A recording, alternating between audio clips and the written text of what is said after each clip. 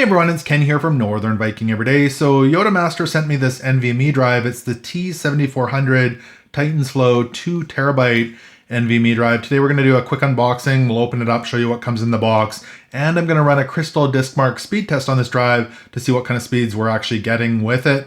If you're interested in this drive, of course, it's linked below in the description, but let's go ahead and dive right into it.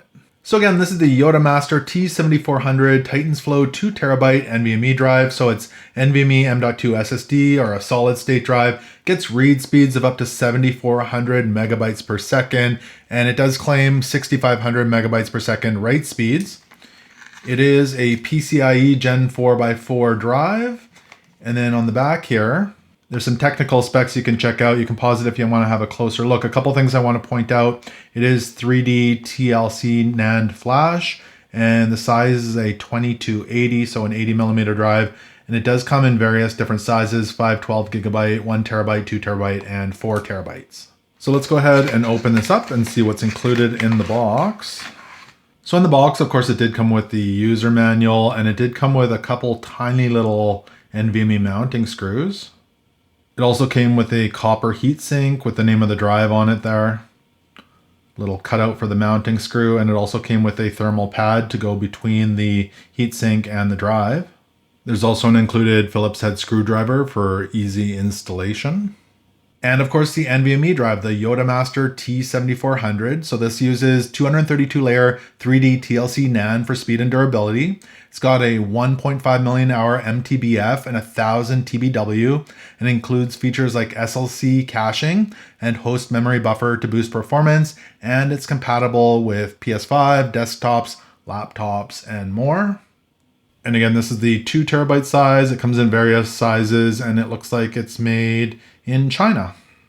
So I'm going to go ahead and get this installed, and we'll run that CrystalDiskMark speed test to see what kind of speeds we're getting out of it.